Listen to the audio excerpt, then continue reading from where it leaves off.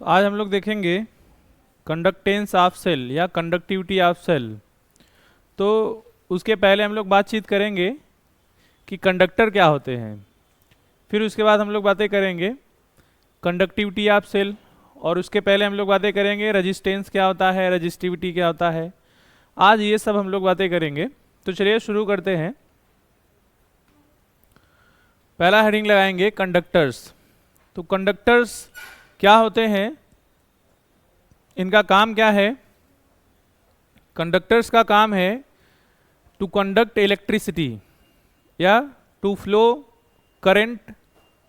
और वो करंट जो है किसके माध्यम से फ्लो कर सकते हैं, दो तरीके से फ्लो कर सकते हैं। एक तो इलेक्ट्रॉन के फ्लो करने से करंट का फ्लो होगा, और एक आयन के फ्लो करने से भी करंट का फ्लो होगा। तो जहाँ पे इलेक्ट्रॉन का फ्लो होता है, जो करंट डेवलप होता है, उसको हम लोग बोलते हैं इलेक्ट्रोलाइटिक कंडक्टर्स। जहाँ पे आयन का फ्लो होता है, जहाँ पे आयन का फ्लो होता है उसको बोलते हैं इलेक्ट्रोलाइटिक कंडक्टर्स, और जहाँ पे इलेक्ट्रॉन का फ्लो होता है उसको बोलते हैं मेटेलिक या इलेक्ट्रॉनिक कंडक्टर्स। अब आप जैसे मान लीजिए गैल्वानिक सेल को ही एक एग्जाम्पल के तौर पे देखेंगे। तो गैल्वानिक सेल में जैसे मान लीजिए ये हाफ सेल अपने पास था इस तरह से, तो आप देखते हैं इसमें एक मेटल का रॉड लगा होता है, ठीक है ना। इसको हम लोग क्या बोल रहे हैं, इलेक्ट्रोड। आइए, इसको हम लोग क्या बोल रहे हैं, इलेक्ट्रोड। और इसको हम लोग क्या बोल रहे हैं, इलेक्ट्रोलाइटिक सॉल्यूशन। तो एक अपने पास हो गया इलेक्ट्रोड और एक हो गया अपने पास इलेक्ट्रोलाइटिक सॉल्यूशन, ऐसा सभी लोग जानते हैं। अब आप बताइए कि इसमें कौन फ्लो करता है, इसमें इलेक्ट्रॉन घूमते हैं, इसमें फ्लो किसका होता है, इलेक्ट्रॉन का। तो करंट यहाँ पे फ्लो कर रहा है with the help of transfer of electron. यहाँ पे इलेक्ट्रोलिटिक सोल्यूशन में अगर हम लोग बातें करेंगे तो यहाँ पे कौन मौजूद होता है, यहाँ पे अपने पास मौजूद होता है आयन। कौन मौजूद होता है, आयन मौजूद होता है। तो यहाँ पे अगर हम लोग इस तरह से बातें करेंगे तो हमारे पास दो टाइप के कंडक्टर आते हैं। एक आता है मेटेलिक या इलेक्ट्रॉनिक कंडक्टर, जिसमें इलेक्ट्रॉन ट्रांसफर होता है, इसको बोलते हैं मेटेलिक या इलेक्ट्रॉनिक कंडक्टर। दूसरा होता है इलेक्ट्रोलाइटिक कंडक्टर, जिसमें कौन फ्लो करता है, जिसमें आयन फ्लो करते हैं, ठीक है। तो आप चलिए सबसे पहले हम लोग समझते हैं कि ये सब क्या है। लिखिएगा, कंडक्टर क्या होता है। कंडक्टर क्या होता है, the substance are material, substance are material, the substance are material which have tendency, the substance are material, the substance are material, the substance are material which have tendency, the substance are material which have tendency to conduct electricity, to conduct electricity, to conduct electricity are called conductors, are called conductor। अभी समझ गए ना। अब आप बसों में जाएंगे तो बता सकते हैं, ये देखो तुम्हारा डिफिनीशन ऐसे होता है कि नहीं। तुम ज़्यादा होशियार मत बनो, तुम जानते हो कंडक्टर किसको बोलते हैं, वो जो ये नहीं वसूलता है, वो जो इलेक्ट्रॉन को ट्रांसफर करता है।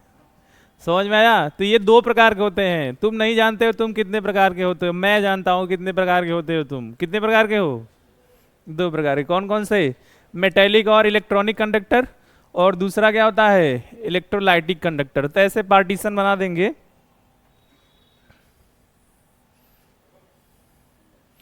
और ऐसे लिखेंगे मेटेलिक और इलेक्ट्रॉनिक कंडक्टर। इसमें करंट फ्लो होता है due to the movement of electron. पहला पॉइंट लिखेंगे,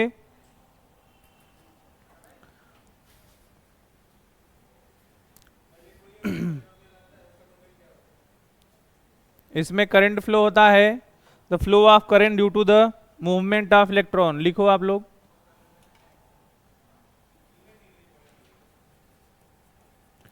current flow due to the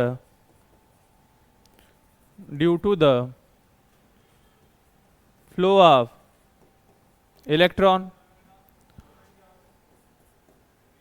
या मूवमेंट ऑफ इलेक्ट्रॉन लिख सकते हो इसको, due to the movement of electron, movement of electron. यहां पे क्या लिखोगे बच्चों, current flows due to the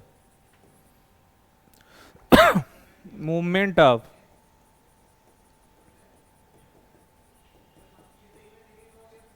ion, लिख लिया।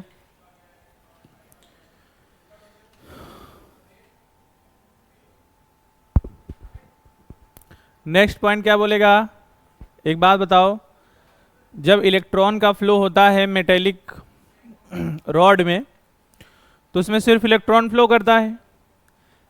इलेक्ट्रॉन फ्लो करने से उसके मास पे कोई असर पड़ता है? नहीं पड़ता है कि नहीं?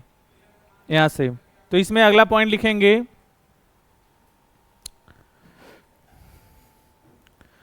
in this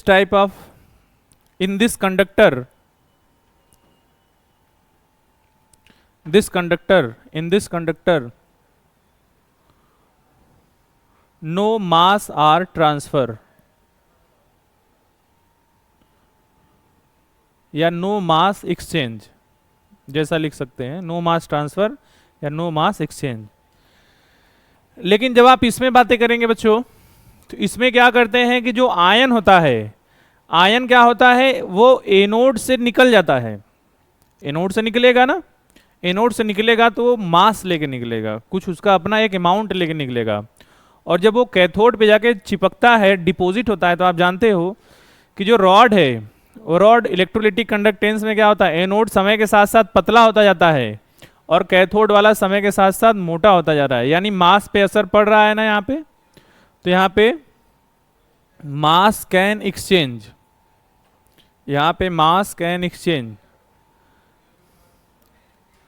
in this conductor, mass can exchange in this conductor, mass can exchange in this conductor, mass can exchange in this conductor. ठीक है। एक पॉइंट लिख लेंगे, दोनों के दोनों ओम्स लॉ को फॉलो करते हैं, इट फॉलो ओम्स लॉ, और उसमें भी लिख लेना इट फॉलो ओम्स लॉ।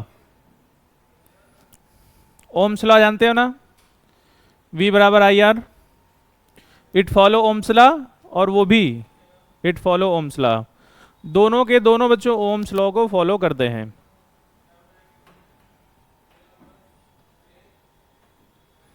दोनों के दोनों ओम्स लॉ को फॉलो करते हैं। बस समझ में आ रहा है? कोई दिक्कत किसी को? नहीं। अगला है, हम लोग शुरुआत करते हैं, हेडिंग लगाएंगे resistance and resistivity. Resistance and resistivity अपने को बेसिकली दो कंडक्टर में सिर्फ एक ही कंडक्टर को पढ़ना है, इलेक्ट्रोलाइटिक कंडक्टेंस। ठीक है ना, दोनों में से किसको पढ़ना है?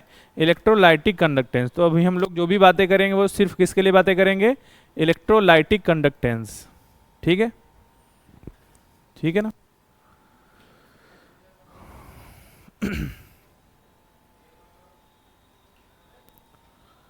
तो चलो,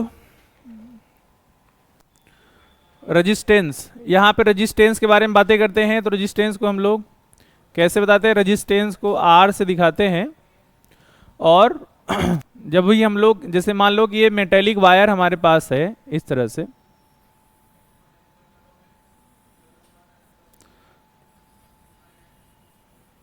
इसमें जब हम लोग रेजिस्टेंस की बातें करेंगे तो ये किस बात पे डिपेंड करेगा बताना हमको? रेजिस्टेंस किस बात पे डिपेंड करेगा बताना हमको? ये जो मेटेलिक वायर है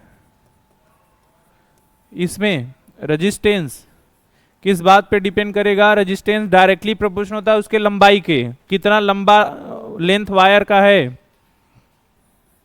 L के डायरेक्टली प्रोपोर्शनल होता है, और उसके मोटाई के क्या होता है? इनवर्सली प्रोपोर्शनल होता है।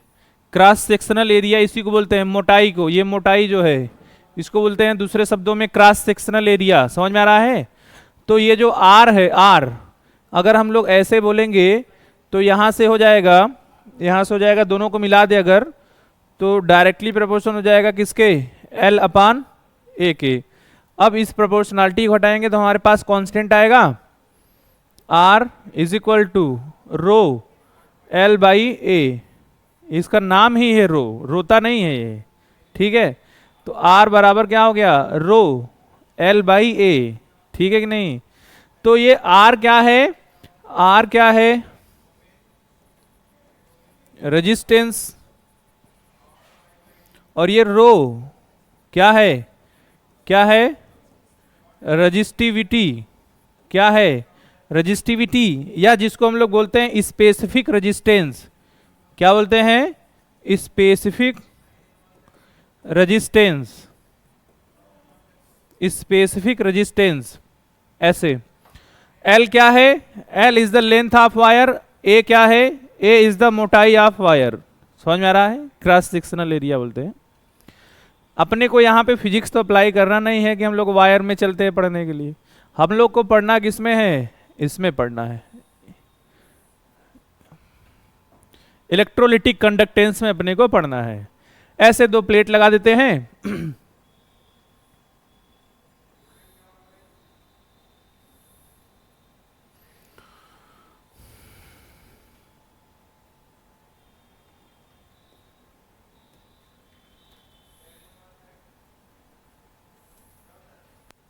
और यहां पे हम लोग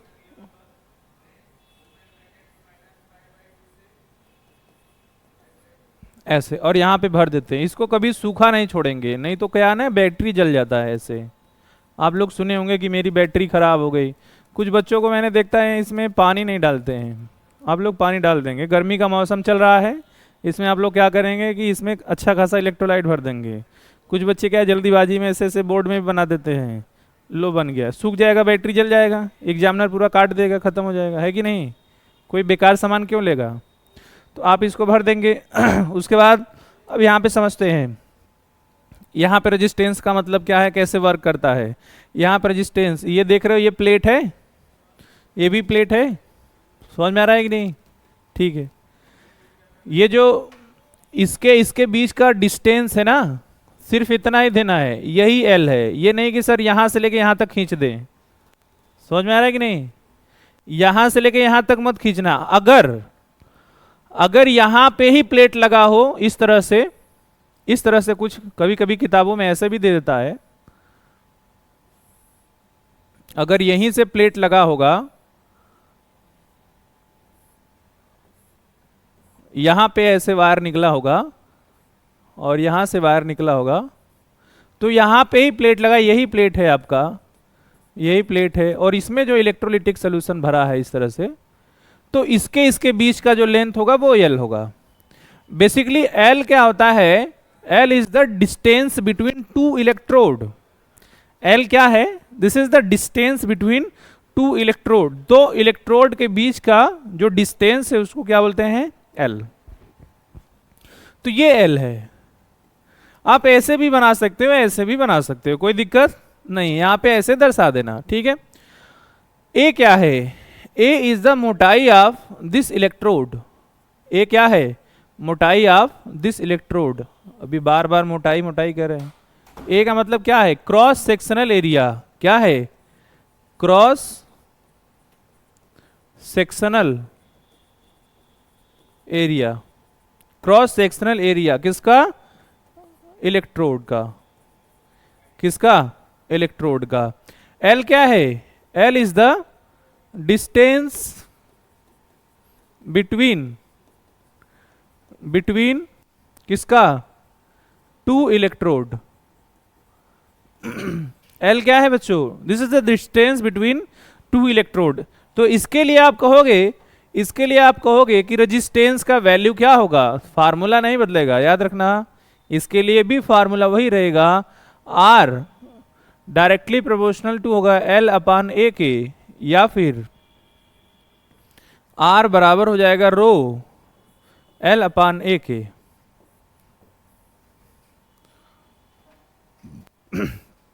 तो आपको पहले ये समझना होगा कि एल क्या है, ए क्या है। एल क्या है?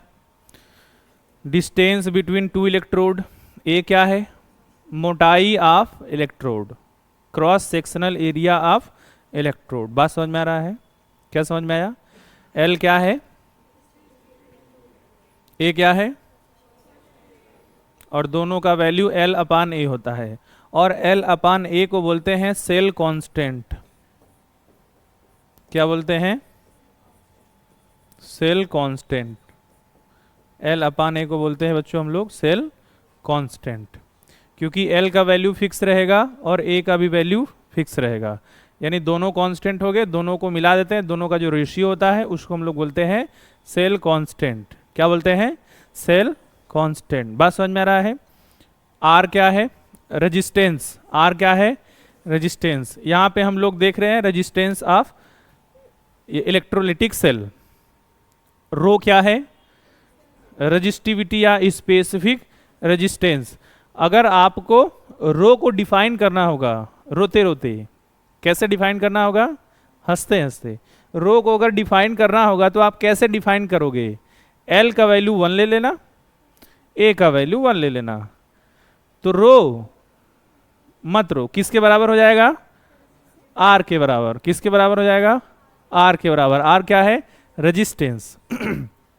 तो कह सकते हैं कि 1 सेंटीमीटर या 1 मीटर तो लेंगे नहीं, 1 मीटर तो काफी बड़ा हो जाएगा ना, छोटा यूनिट लेके चलते हैं। अगर दो इलेक्ट्रोड को 1 सेंटीमीटर डिस्टेंस पे रखते हैं और उन दोनों इलेक्ट्रोड की मोटाई 1 सेंटीमीटर स्क्वायर है, तो वहां पे उत्पन्न होने वाला रेजिस्टेंस उसकी स्पेसिफिक रेजिस्टिविटी होगी। क्या बोलेंगे? when the two electrode are placed in when the two electrode are placed in the distance of 1 centimeter apart, 1 centimeter distance, and their cross sectional area is 1 centimeter square, then the resistance developed on the electrolytic cell is said to be specific resistance or resistivity। Specific resistance और resistivity. तो बड़े आराम से इसको आप define कर सकते हैं। अगर हम लोग एल का वैल्यू ले लें 1 सेंटीमीटर, लेंथ का जो यूनिट होगा या तो मीटर या तो सेंटीमीटर होगा। मीटर ले लेंगे तो बहुत बड़ा हो जाएगा, तो मीटर तो होगा नहीं। और ए क्या है? A is the cross sectional area, और ए का यूनिट क्या होता है? सेंटीमीटर स्क्वायर या मीटर स्क्वायर। तो अगर हम लोग एल 1 सेंटीमीटर ले लें और एल ए भी कितना ले लें? 1 सेंटीमीटर स्क्वायर, तो बताइएगा यहाँ पे जो आर होगा वो किसके बराबर हो जाएगा? रो के। या फिर रो किसके बराबर हो जाएगा? आर के। रो क्या है? स्पेसिफिक रेजिस्टेंस या रेजिस्टिविटी। तो बताइएगा वॉल्यूम क्या होता है? आप सभी लोगों को पता है वॉल्यूम होता है एरिया इंटू लेंथ। वॉल्यूम क्या होता है? Area into length. तो जब आप एरिया इंटू लेंथ यहाँ पे करेंगे तो 1 सेंटीमीटर और 1 सेंटीमीटर स्क्वायर, तो कितना वॉल्यूम हो जाएगा? 1 सेंटीमीटर क्यूब। वॉल्यूम का यूनिट होता है, चाहे लीटर ले लीजिए, चाहे मिलीलीटर ले लीजिए, चाहे सीसी ले लीजिए, चाहे सेंटीमीटर क्यूब ले लीजिए, वो किसका यूनिट होता है? वॉल्यूम का। तो अगर हम लोग सेंटीमीटर और सेंटीमीटर स्क्वायर का मल्टीप्लाई कर देंगे तो ये सेंटीमीटर क्यूब हो जाएगा, यानी ये किसका यूनिट हो गया? वॉल्यूम का। तो इधर एक है और इधर भी एक है। अगर वॉल्यूम कर दे 1 सेंटीमीटर क्यूब, तो 1 सेंटीमीटर क्यूब में जो रेजिस्टेंस डेवलप होगा वही स्पेसिफिक रेजिस्टेंस कहलाएगा। ऐसे भी आप डिफाइन कर सकते हो। The resistance developed in volume of 1 centimetre cube of electrolytic solution is called specific resistance. उसको हम लोग क्या बोलेंगे? स्पेसिफिक रेजिस्टेंस, या फिर क्या बोलेंगे? रेजिस्टिविटी। तो आप कैसे भी इसको आप डिफाइन कर सकते हो। पहले बताओ यहां तक बात समझ में आया? ठीक है, तो इतना कॉपी कर लीजिए।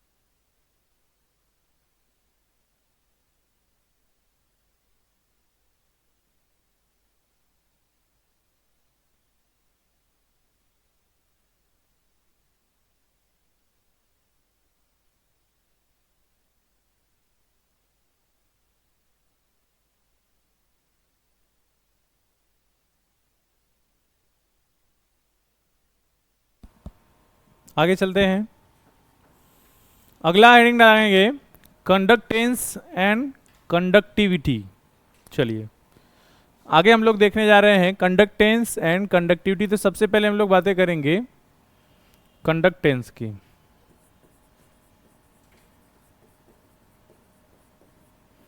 कंडक्टेंस को जी से दिखाते हैं या सी से दिखा सकते हैं, अलग अलग किताबों में अलग अलग रिप्रेजेंटेशन है इसका।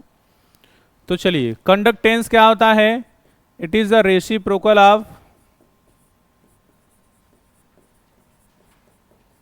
उल्टा किसका? रेजिस्टेंस का। It is the reciprocal of resistance are.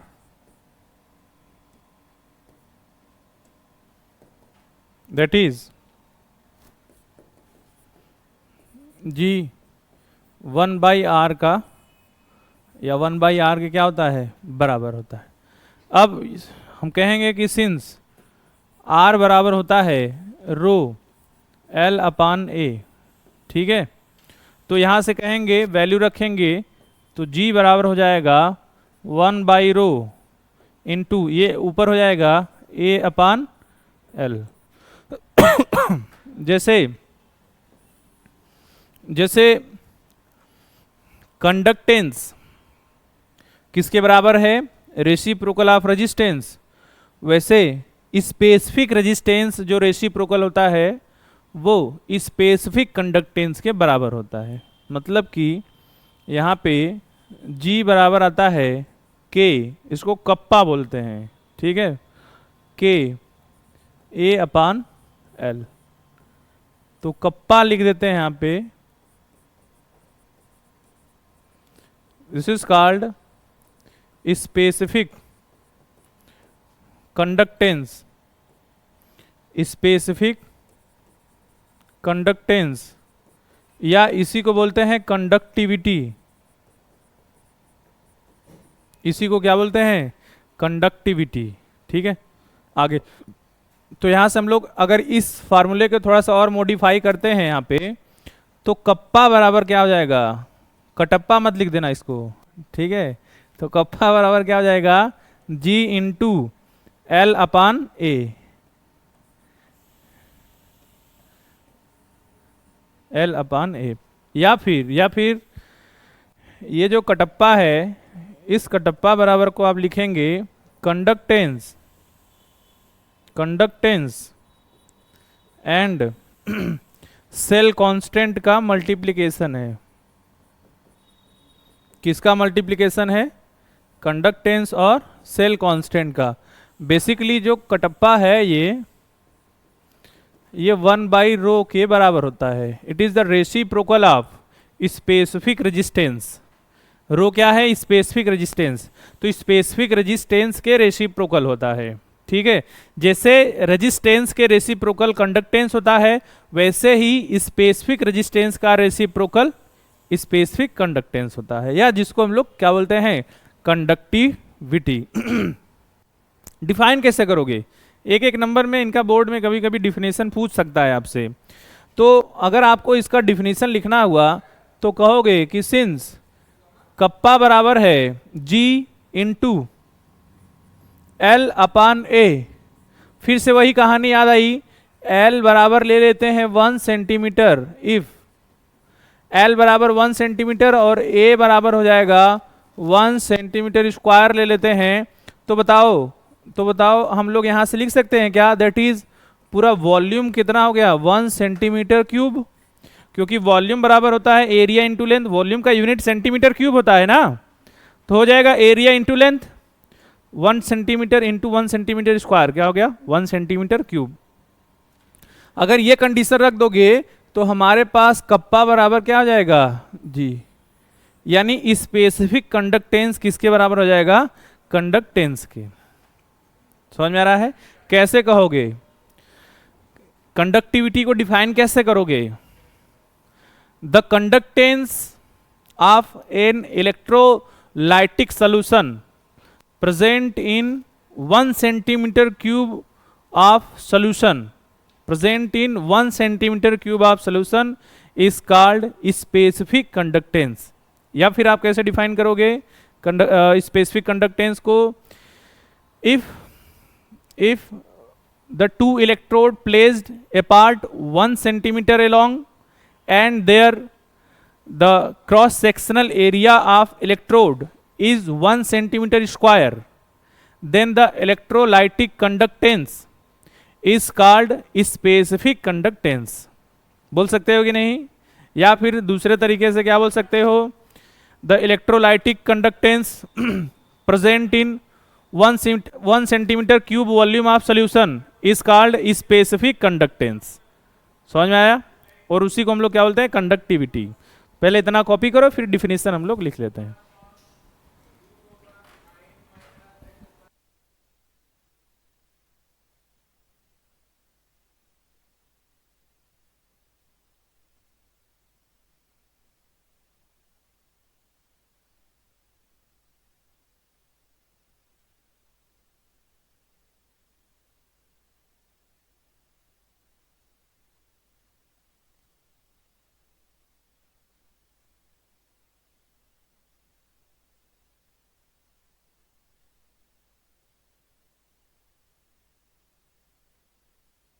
चलिए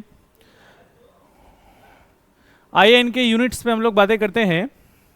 सबसे इंपॉर्टेंट मैंने क्या बताया, अगर इसमें है तो इनका यूनिट्स है.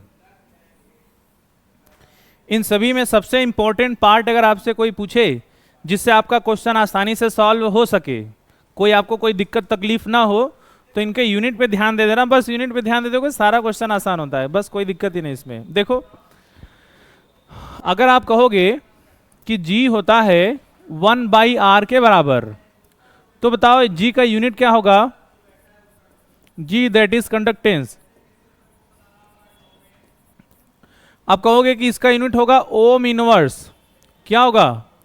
G रेसिप्रोकल है R का, और R का यूनिट क्या होता है? ओम. तो ओम इनवर्स हो जाएगा ना. ओम इनवर्स बोलो या इसको उल्टा कर दो, महो. उल्टा कर दो, ऐसा है उल्टा मतलब महो. ठीक है. या इसी को बोलते हैं साइमंस. कैपिटल एस से दिखाते हैं. साइमंस साइंटिस्ट के नाम पे पड़ा साइमंस. ठीक. तो इसका यूनिट क्या होता है? ओम इनवर्स या महो या साइमंस. ठीक है ना. ये किसका यूनिट है? ये है कंडक्टेंस का. किसका यूनिट है? तो ओम किसका यूनिट होता है? रेजिस्टेंस का. ओम इनवर्स किसका यूनिट होता है? कंडक्टेंस का. किसका? कंडक्टेंस और कंडक्टिविटी अलग अलग है कि नहीं बताओ? अलग अलग है. कंडक्टेंस और कंडक्टिविटी क्या है? अलग अलग है. ध्यान से सुनो. कप्पा का यूनिट अगर आपको निकालना होगा, कप्पा कप्पा किसके बराबर था बताओ? 1/ρ के. अब रो का यूनिट क्या था बताओ? What is the unit of rho? पन्ना पलट के देख लो. Ohm centimetre. क्या था? Ohm centimetre.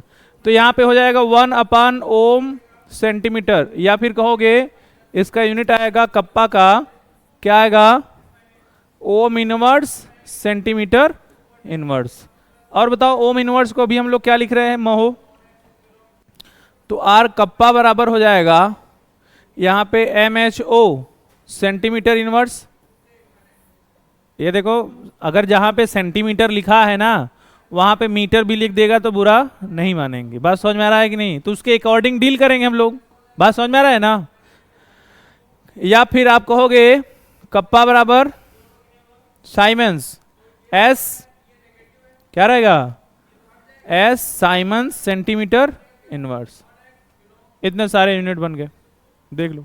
तो आपके पास जो 4 पॉइंट है, पहला रेजिस्टेंस, दूसरा स्पेसिफिक रेजिस्टेंस, तीसरा कंडक्टेंस, चौथा है स्पेसिफिक कंडक्टेंस या कंडक्टिविटी. ठीक है. कप्पा, मैं यहाँ पे कप्पा लिख दिया.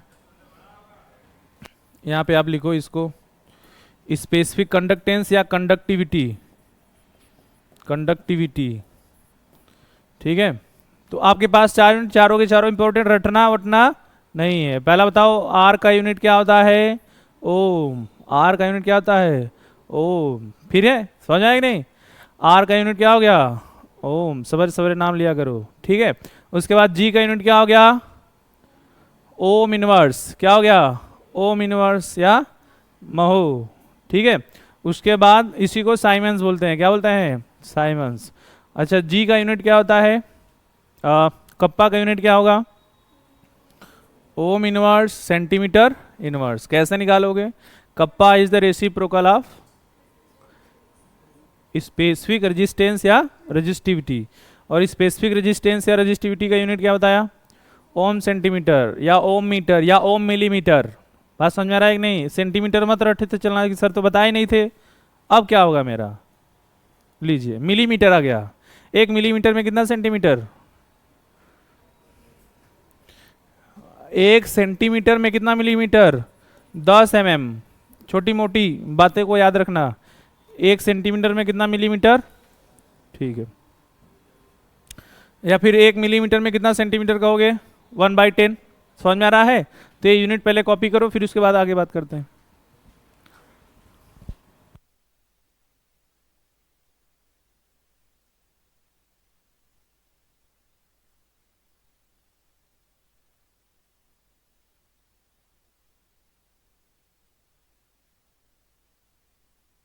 चलो आगे देखते हैं।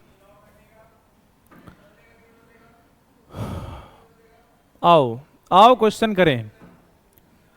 पहला क्वेश्चन है, the resistance of conductivity cell containing 0.001 molar solution. क्या निकालना है इसमें, कंडक्टिविटी। एक बार ट्राई करो, कुछ करना नहीं है। यहाँ पे देखो, यहाँ पे देखो, यहाँ पे जो मोलैरिटी दिया है ना, वही मोलैरिटी यहाँ पर भी दिया है, तो इससे बहुत ज़्यादा घबराने की जरूरत नहीं है। अपने को पूछा क्या है, कंडक्टिविटी। कंडक्टिविटी का मतलब भी बताया ना, कप्पा, ठीक है ना। स्पेसिफिक कंडक्टेंस अपने को दिया क्या है, the resistance of conductivity cell containing. अच्छा, रेजिस्टेंस के बारे में पूछा है, नहीं, कंडक्टिविटी दे दिया है कितना, 0.146 इंटू 10⁻³ साइमन सेंटीमीटर इनवर्स। एक बार ट्राई करोगे, और आर का वैल्यू दिया है, क्या क्या दिया है, गिवन है आर बराबर 1500 ओम।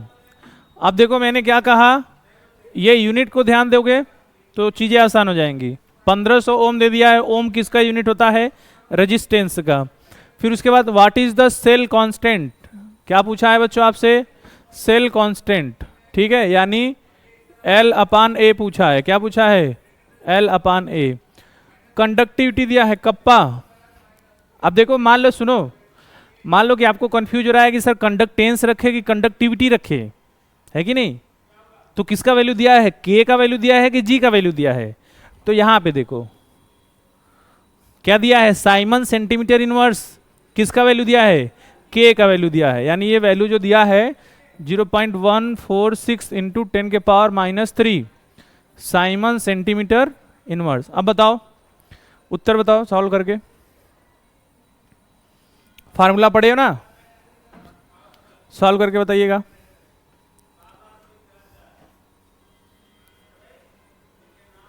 बताइए, आसान है, आप इससे ना घबराएंगे, इसका कोई रोल नहीं है यहाँ पे, क्योंकि जितना उधर उतना इधर, कोई मतलब नहीं है उससे।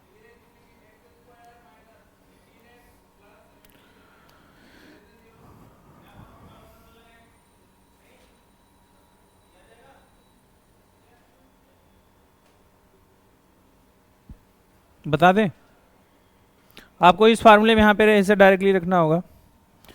अभी कुछ देर पढ़े थे ना, कटप्पा बराबर क्या पढ़े थे, G इंटू L/A।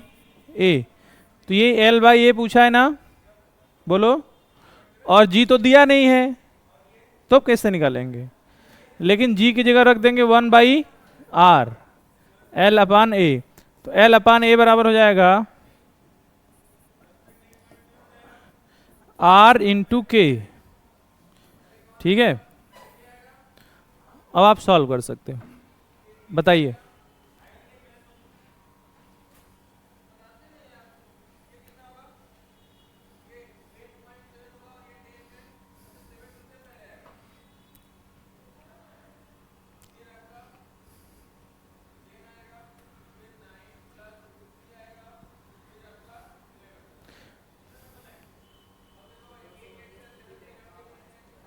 कितना? 0.21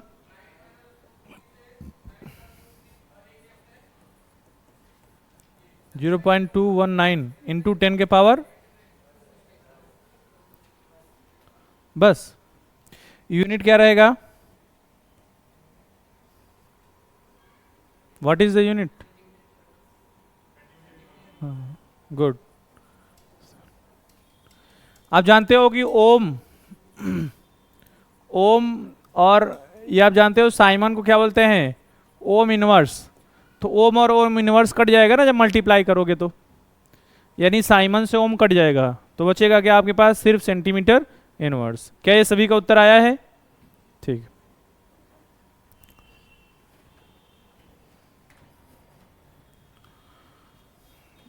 कॉपी करेंगे? नहीं ना?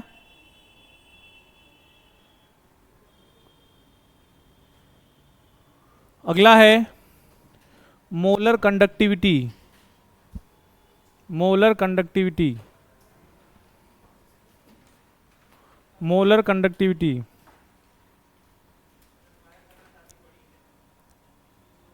हो गया। मोलर कंडक्टिविटी को ऐसे डिनोट करते हैं कैप एम से,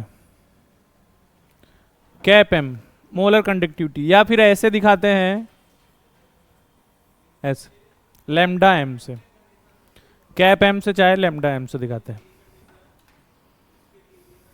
ठीक है, तो अलग अलग रिप्रेजेंटेशन है, बस थोड़ा सा समझने के लिए। कैप एम मोलर कंडक्टिविटी क्या होता है? अब यहाँ पे थोड़ा सा समझने की बात है, हालांकि बहुत दिक्कत की बात नहीं है, ध्यान से देखेंगे तो सीख जाएंगे। देखो, हम लोग पढ़े कप्पा, कप्पा बराबर जी कब होता था? यहाँ पे। अब यहाँ पे देखो ध्यान से, अब लिखेंगे सिंस, यहाँ पे लिखेंगे सिंस कप्पा बराबर है जी इंटू एल अपान ए। बताओ बात सही है कि नहीं? सभी को पता है कप्पा बराबर क्या था? जी एल अपान ए। ठीक है, ध्यान से सुनना, समझ जाओगे। हम लोगों ने कहा था कि इफ एल 1 सेंटीमीटर ले लेते हैं और ए ले लेते हैं 1 सेंटीमीटर स्क्वायर, तो अगर हम वॉल्यूम बोलेंगे, वॉल्यूम हो जाएगा, वो होता है एरिया इनटू लेंथ, हो जाएगा 1 सेंटीमीटर क्यूब, और वॉल्यूम का यूनिट होता है क्या? सेंटीमीटर क्यूब होता है, एमएल होता है, लीटर होता है, ये सब होता है यूनिट इसका। तो अगर हम कहेंगे कि इलेक्ट्रोलाइटिक कंडक्टेंस का जो वॉल्यूम है, अगर वो 1 सेंटीमीटर क्यूब रख देते हैं, तो वहां पे जो कंडक्टेंस जनरेट होगा उसी का नाम दे देंगे स्पेसिफिक कंडक्टेंस। उसी का नाम क्या दे देंगे? Specific conductance. यानी कि अगर ये कर देते हैं तो कप्पा किसके बराबर हो जाएगा? जी के बराबर हो जाएगा। किसके बराबर हो जाएगा? जी के बराबर हो जाएगा।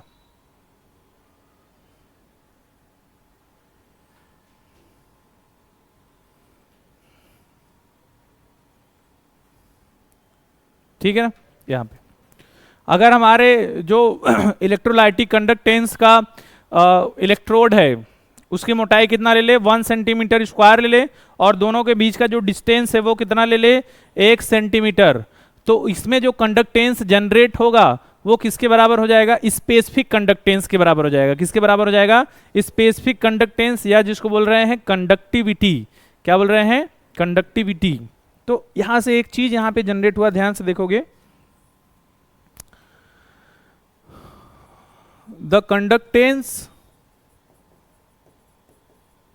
प्रोड्यूस या जनरेट इन 1 सेंटीमीटर क्यूब, और इसी का नाम दे रहे हैं कंडक्टिविटी। इसी का नाम दे रहे हैं क्या? कंडक्टिविटी। लेकिन हम लोग क्या करें? मोलर कंडक्टिविटी किसको बोलते हैं? मोलर कंडक्टिविटी के लिए क्या करते हैं यहाँ पे? मोलर कंडक्टिविटी के लिए क्या करते हैं कि ये जो अपना इलेक्ट्रोलाइटिक सोल्यूशन होगा, यहाँ पे इस तरह से इलेक्ट्रोलाइटिक सोल्यूशन होगा, इसका जो इलेक्ट्रोलाइट लेंगे वो 1 मोल इलेक्ट्रोलाइट लेंगे। कितना लेंगे? 1 मोल इलेक्ट्रोलाइट लेंगे। और इसका जो वॉल्यूम है ये फिक्स नहीं है, कुछ भी हो सकता है। वॉल्यूम यहाँ पे 20 सेंटीमीटर क्यूब ले लेते हैं। क्या ले लेते हैं? V centimetre cube. तो अगर हम कहेंगे कि if the conductivity of 1 centimetre cube, 1 centimetre cube conductivity को किससे दिखा रहे हैं? कप्पा से। Conductivity of 1 centimetre cube electrolytic solution किससे रिप्रेजेंट कर रहे हैं? कप्पा से। Then the conductivity of V centimetre cube electrolytic solution, यहां पे आप लिख सकते हैं इलेक्ट्रोलाइटिक सोल्यूशन, ये हो जाएगा कप्पा इंटू वी। किसके बराबर हो जाएगा? कप्पा इंटू वी के बराबर हो जाएगा। क्योंकि आप कहेंगे कि 1 सेंटीमीटर क्यूब में, 1 सेंटीमीटर क्यूब वॉल्यूम के इलेक्ट्रोलाइटिक सोल्यूशन में जो कंडक्टेंस जनरेट होता है उसी को कंडक्टिविटी बोलते हैं, कप्पा बोलते हैं। तो 1 सेंटीमीटर क्यूब के इलेक्ट्रोलाइटिक सोल्यूशन में जो कंडक्टिविटी आता है उसको किससे रिप्रेजेंट कर रहे हैं? कप्पा से रिप्रेजेंट कर रहे हैं। तो अगर 1 सेंटीमीटर क्यूब के लिए कप्पा है तो बताइए V सेंटीमीटर क्यूब क्या हो जाएगा? कप्पा इंटू वी हो जाएगा। ठीक है, अच्छा। तो यहां पे हम लोग कहेंगे, थोड़ा सा इधर चलते हैं, यहां पे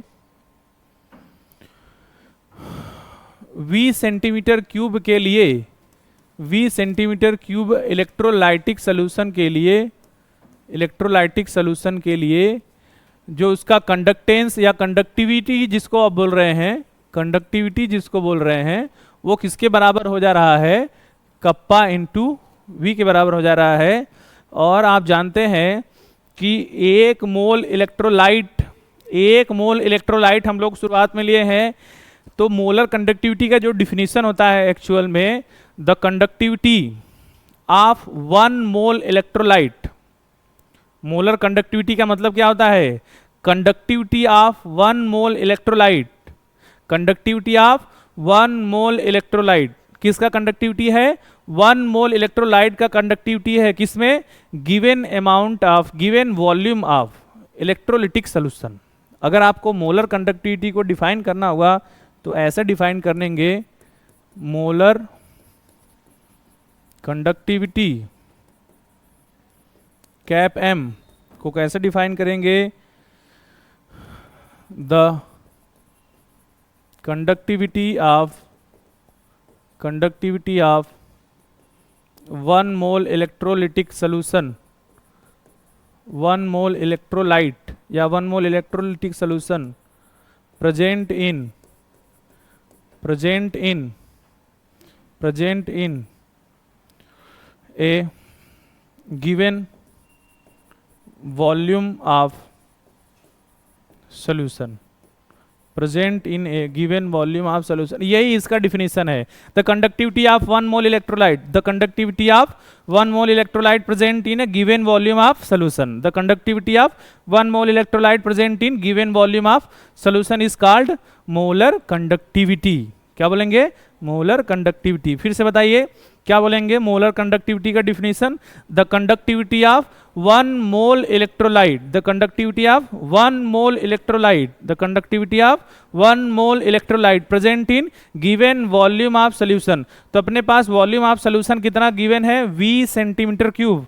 सिंस यहां पे कहेंगे we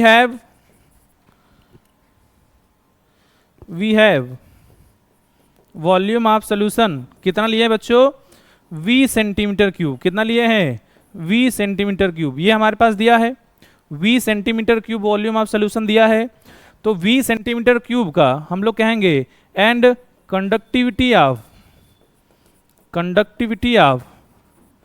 V centimetre cube electrolytic solution,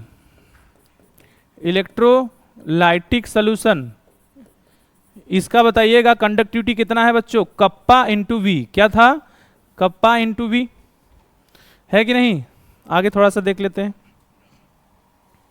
यहां पे देखो कप्पा इंटू वी था, ध्यान से देखना। तो यहां से ये मोलर कंडक्टिविटी आ गया कप्पा इंटू वी। अब इसको थोड़ा सा हम लोग ड्राइव कर रहे हैं। आप जानते हो सिंस मोलैरिटी बराबर क्या होता है, मोलैरिटी बराबर होता है मोल्स ऑफ सल्यूट, किसका होता है, मोल्स ऑफ सल्यूट बटे volume of solution, volume of solution. लेकिन यहाँ पे जो वॉल्यूम होता है वो किस में होना चाहिए, लीटर में होना चाहिए। किस में होना चाहिए, लीटर। आप जानते हो कि अगर मिलीलीटर में रखेंगे तो फिर क्या करेंगे, ऊपर 1000 से मल्टीप्लाई करेंगे ना, यहाँ पे लिख देते हैं इन लीटर। और अगर मान लीजिए मोल को एन से रिप्रेजेंट करते हैं, अगर ये एन वी अगर ये एमएल में दे देगा, किस में दे देगा, तो ऊपर क्या करेंगे, करेंगे ना, पक्का है कि नहीं। अब आप हमको ये बताओ एमएल और सेंटीमीटर क्यूब में क्या रिलेशन होता है, 1 ml बराबर होता है 1 सेंटीमीटर क्यूब। 1 ml बराबर क्या होता है, आगे हमारे पास, तो हमारे पास सो कहेंगे मोलैरिटी बराबर आ जाएगा N अपान V इन सेंटीमीटर क्यूब। ऊपर क्या करेंगे बच्चों बताना, 1000 करेंगे कि नहीं। तो हमारे पास V सेंटीमीटर क्यूब का जो मोलैरिटी आएगा वो N अपान M, इधर थोड़ा सा एक्सचेंज कर देते, इसको इधर लेके चले आए और इसको इधर लेके चले आए, कोई दिक्कत किसी को नहीं है, ठीक है। इनटू क्या कर देंगे बच्चों, 1000। अब बताना आप हमको जो मोलर कंडक्टिविटी का डिफिनीशन है वो कितने मोल ऑफ इलेक्ट्रोलाइट के लिए है, 1 मोल इलेक्ट्रोलाइट के लिए है। सिंस यहाँ पे कहेंगे n का वैल्यू क्या है 1, फॉर किसके लिए है, 1 मोल इलेक्ट्रोलाइट, किसके लिए है बच्चों, 1 मोल इलेक्ट्रोलाइट के लिए है। तो V सेंटीमीटर क्यूब यहाँ पे कहेंगे बराबर क्या हो जाएगा 1 अपान m इंटू यहाँ पे क्या हो जाएगा बच्चों 1000।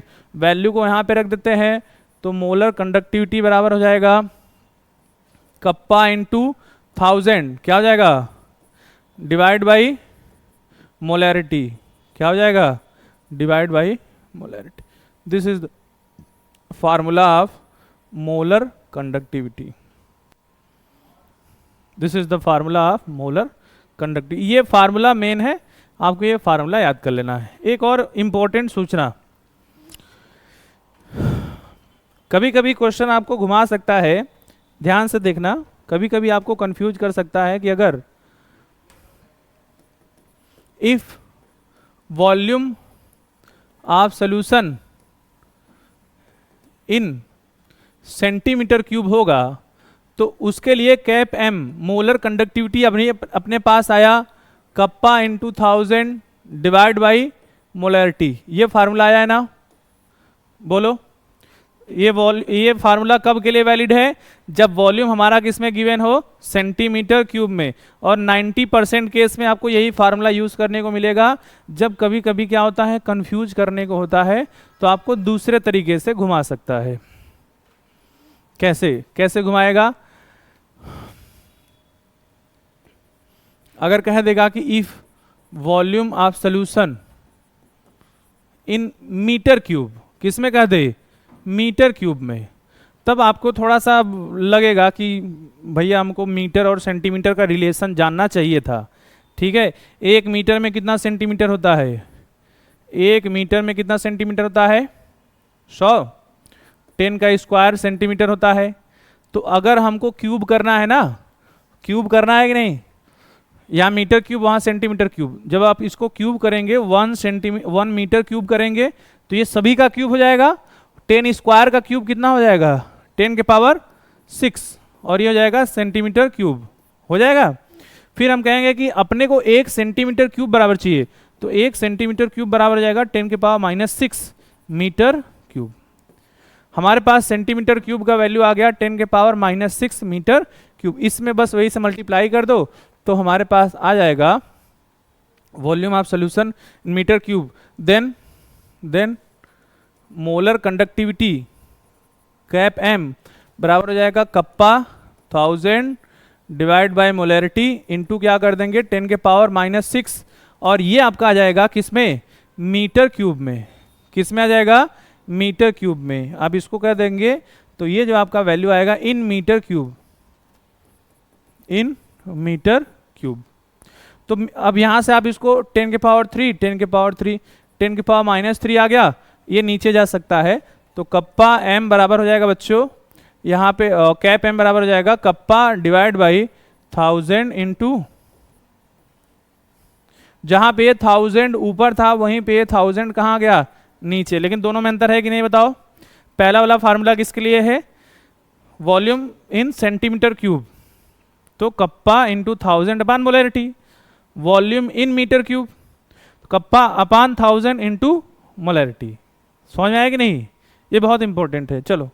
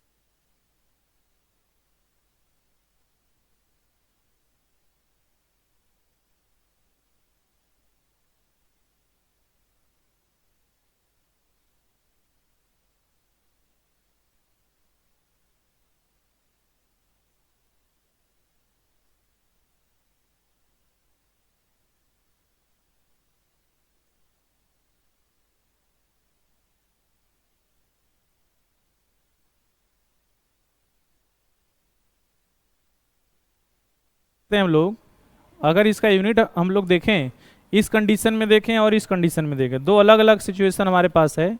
इस कंडीशन में मोलर कंडक्टेंस का जो यूनिट होगा उसका यूनिट क्या होगा, कप्पा का यूनिट क्या होता है साइमन, क्या इनवर्स होता है ना। तो साइमन सेंटीमीटर इनवर्स में सेंटीमीटर क्यूब से आप मल्टीप्लाई करेंगे तो क्या हो जाएगा, सेंटीमीटर स्क्वायर हो जाएगा। और नीचे क्या है मोलैरिटी, तो ये हो जाएगा आपके पास साइमन सेंटीमीटर स्क्वायर और मोल इनवर्स, ये इसका यूनिट हो जाएगा। किसका, कैप एम का। कब, जब ये आपका वॉल्यूम किस में हो, सेंटीमीटर क्यूब में हो। अगर ये मीटर में होता तब यहाँ पे कैप एम का यूनिट क्या होता, बस कुछ नहीं करना, साइमन मीटर स्क्वायर और मोल क्या कर देते, इनवर्स। सब कुछ अब तो आपको दिख ही रहा है कि कब सेंटीमीटर लिया जाएगा और कब मीटर लिया जाएगा। तो यूनिट इसका इंपॉर्टेंट, कॉपी कर लेंगे आप लोग।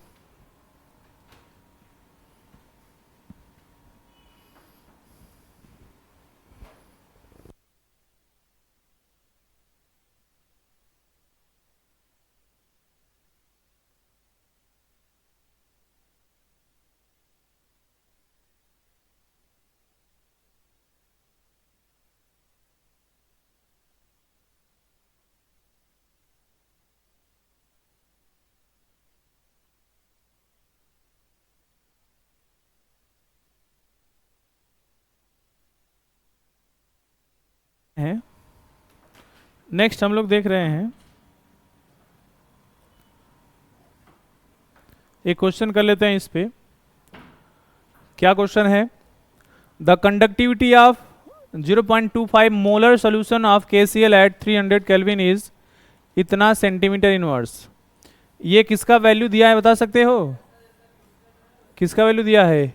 के का। Calculate molar conductivity. ट्राई करिए, आप सभी लोग ट्राई करेंगे। एक साधारण से फार्मूले, कैप एम बराबर कप्पा इंटू 1000 डिवाइड बाय क्या? मोलैरिटी निकालना है आपको। कैप एम मोलर कंडक्टिविटी निकालना है और डायरेक्टली आपको सारे वैल्यूज दिए हैं।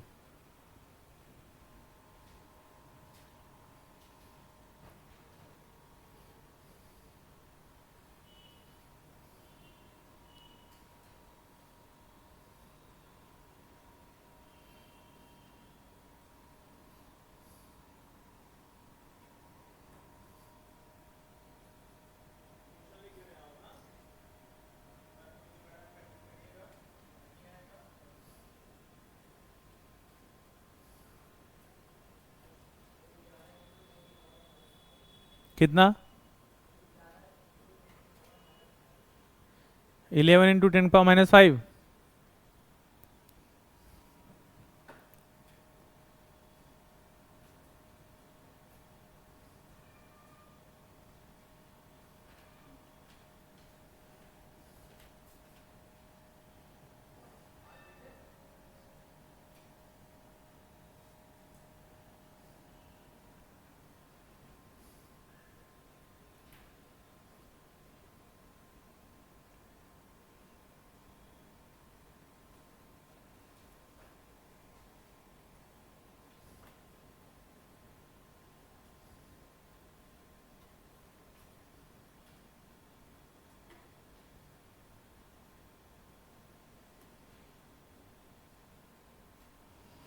इस वैल्यू को पहले देखिए, यहाँ पे मोलैरिटी कितना दिया है?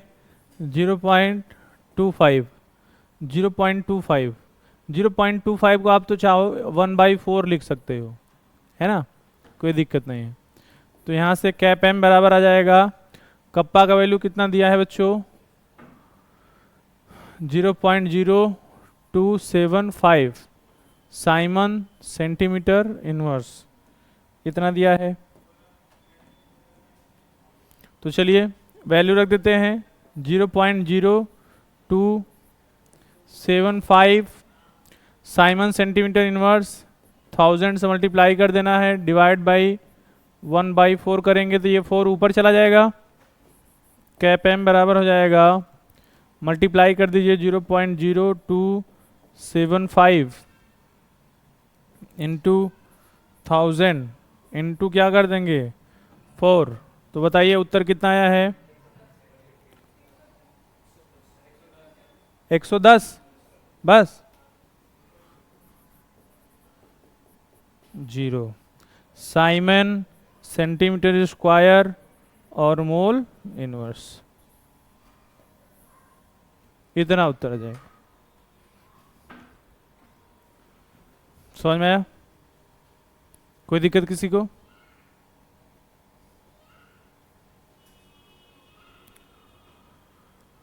बहुत ही आसान सा क्वेश्चन है ये, आप सभी लोग देखेंगे इसको try. The cell constant of a cell is इतना दिया है। A solution of an electrolyte in the cell so resistance of 50 ohm. Calculate the specific conductance, यानी क्या निकालना है? कप्पा। ट्राई करो।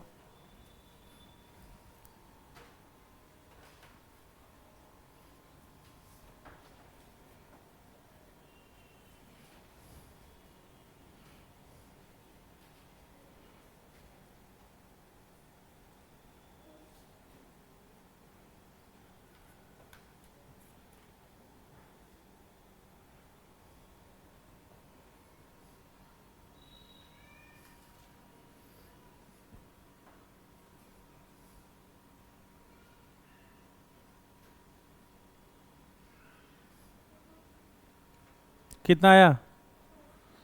पहला वाला सभी लोगों का? सभी लोगों का आ गया? अरे बहुत आसान क्वेश्चन है, कुछ नहीं करना। देखो सभी का यूनिट, अच्छा देखो क्या दिया है, ओम इनवर्स सेंटीमीटर ना। देखो इसके लगाने के दो तरीके हैं, एक तो चाहे तो आप फार्मूला याद करो, चाहे फार्मूला मत याद करो, कोई दिक्कत नहीं। आप यहाँ पे क्या करो, सेल कांस्टेंट, सेल कांस्टेंट बोलते हैं एल अपन ए के वैल्यू को। तो यहाँ पे ओम इनवर्स सेंटीमीटर इनवर्स, ये देखो ध्यान से, ये जो वैल्यू दिया है क्या ये सेंटीमीटर इनवर्स में दिया है? अगर हम इसको उल्टा कर दे, 50 ओम जो दिया है इसको 1/50 ओम कर देंगे तो ऊपर आके ओम इनवर्स हो जाएगा ना, फिर उन दोनों का मल्टीप्लाई कर दें। वैसे भी आप करोगे तो यहाँ पे ये वैल्यू क्या आता है, आपके पास जो फार्मूला है कप्पा बराबर 1/r इंटू L/A, है कि नहीं? तो बस यहाँ से आपको निकालना क्या है, कप्पा, कप्पा निकालना है, और L/A दिया है 0.5 सेंटीमीटर इनवर्स। तो कप्पा बराबर क्या हो जाएगा, 1/50 इंटू 0.5, कटेगा 10 बार जाएगा, कितना जाएगा, 100, मतलब ये पॉइंट है ना, तो कप्पा बराबर क्या आएगा, 0.01 है ना, ओम इनवर्स सेंटीमीटर इनवर्स। कौन सा होगा, पहला वाला। ठीक है, आगे देखते हैं इक्विवेलेंट कंडक्टिविटी। तो हम लोग इक्विवेलेंट कंडक्टिविटी को नेक्स्ट क्लास में देखेंगे, आज के लिए हम लोग बस करते हैं।